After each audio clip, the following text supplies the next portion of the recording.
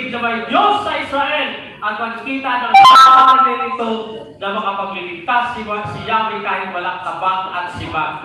Kay Yahweh ang labanang ito at ibinigay niya kayo sa aking mga kamay. Sumagot si David kasi bago po niya itong sabihin doon ko sa verse 45, sa verse 46, sa verse 44, sabi po ni Goliath sa kanya, sino itong putong lupang ito?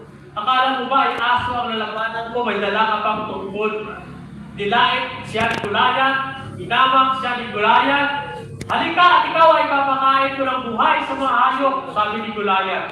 Sabi ko ni Goliath sa kanya, masyado siyang nilait at inamak ni Goliath sapagkat wala siyang dalang sandata. Yun lang pong tungkol niya na pampasto sa kanyang tirador. Pero pansin niyo, sabi ni David, dito po sa 1 Samuel, sa verse 45 to 47, binasa po natin kanina, ang pinagmalaki na David, ang kanyang Diyos na pinanampalatayanan. Amen?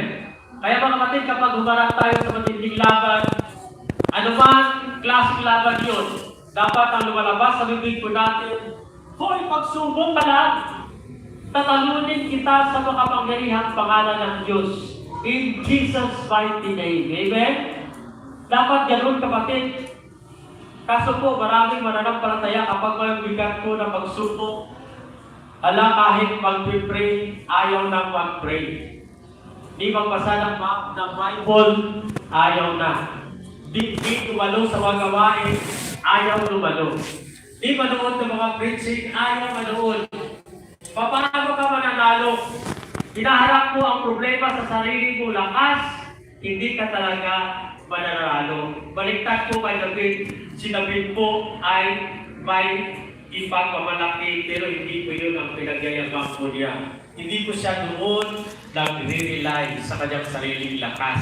Si David po nagre-rely sa kanyang pananampalataya at pagtitiwala sa Diyos na kanyang pinaglilingkuran. Ibinibigay kanya sa akin ngayon, sabi niya kay Goliath. Tingnan niyo po yung pananampalataya ni David. Maghahanap pa lang sila, pero ang sabi ni David, ibibigay ka sa akin ngayon ng aking Diyos. Pupugutin ko ang ulo mo at mapakain kita sa mga ibon at mga hayop, pati ang iyong mga kasamahan. Sa gayon, malalaman ng daigdig na ang Diyos ng Israel ay buhay. Ang tindi po ng pananaw, ang tindi po ng vision ni David, ibibigay ka sa akin ngayon, Goliath. Pupugutin ko ang ulo mo at ipapakain kita ng buhay sa mga hayop.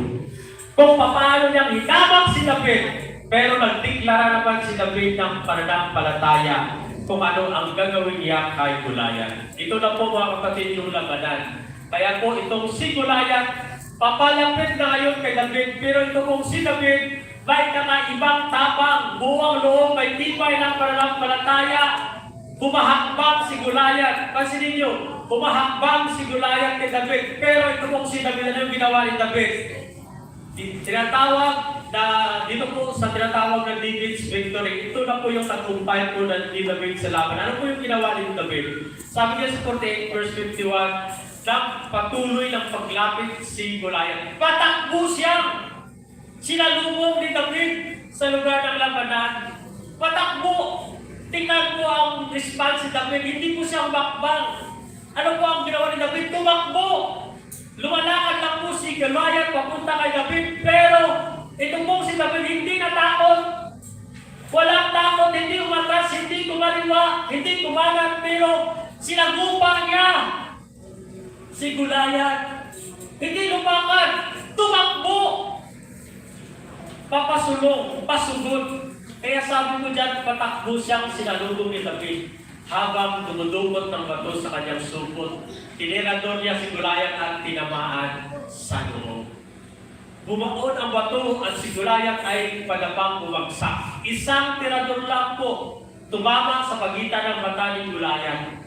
Bumaon po yun, bumagsak po si Goliath, and then after that, natalo ni David si Goliath sa pamagitan ng tirador. Napatay niya ito bagamat wala siyang tabak at patakbong lumapit. Si David tumayo sa likod ni Goliath, binulon ang tabak nito at tinugutan ng